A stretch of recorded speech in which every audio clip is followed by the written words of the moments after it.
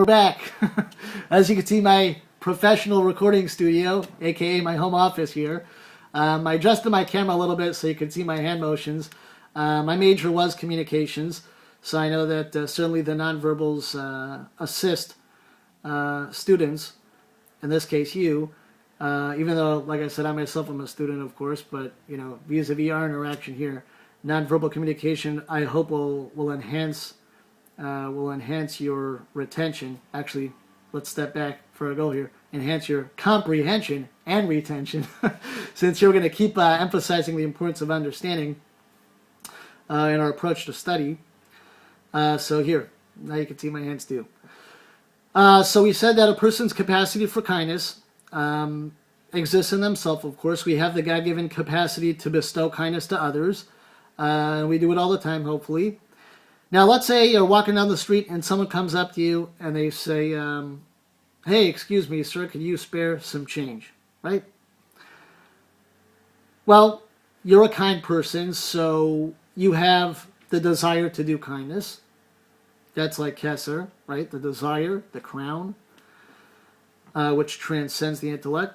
Then you have a whole intellectual deliberation you engage in. Well, you know, is this person legitimately in need of the money? And certainly, if it's the first time you're meeting them, that could be kind of hard to judge. You know, maybe sometimes, like, be honest with you, I'm walking down the street, someone asks me for change, and you know, they really, really reek badly of alcohol. So even though it's the first time I'm meeting them, that fact definitely in my intellectual deliberation causes me to wonder about the legitimacy of their their request, because they usually phrase it in not just, can you give me money, but they'll say, because I need something to eat, or they'll tell you they just lost their job. Usually if I have no reason to disbelieve them, I'm kind of on the giving side, and I'll pop them a quarter or whatever, whatever I have on me for that. But in those rare cases where I do, smell alcohol or what have you, it really causes me to think twice. But certainly, that desire is then expressed in the form of an intellectual deliberation. Then, of course, that's expressed further in terms of the emotional attributes. So even if you come to the conclusion that, I feel this person really does need the money, you have to feel for them. Thankfully, most of us, are feeling people, and we empathize with this person, and we feel bad for them. We feel, they're experiencing a hard time and they could use the money. But certainly there is always going to be that, 1 in 10 Oscar the Grouch who's going to say, I think what they say is true, but I don't care, get a job, or, whatever. So there is that whole, after the intellectual deliberation, emotional deliberation. I know usually the word deliberation describes an intellectual process, but, for lack of a better word, there is that whole kind of emotional weighing process that we engage in. Then there are more from the heartfelt emotions to the, gut emotions or instinctual emotions, that relate more to doing something about what you feel. So, okay, you know what? I really feel bad for this person. Okay, what are we going to do about this?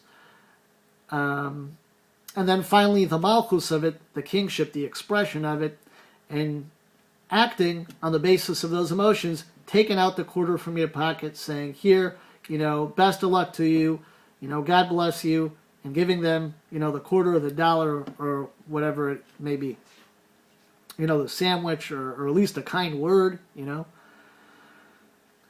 And so what's interesting is from this analogy we see how all these detailed actions that you performed and emotions you felt and thoughts that you had are all increasingly particular expressions of a singular desire for kindness, which in turn is a singular expression of your capacity for kindness, which begins included in your very essence, right? Our God-given essence, right? By our God-given definition, we have the capacity to express ourselves in this form in general called kindness, which more generally is the ability to express ourselves outside, right, outside our essential state, and then in these particular forms.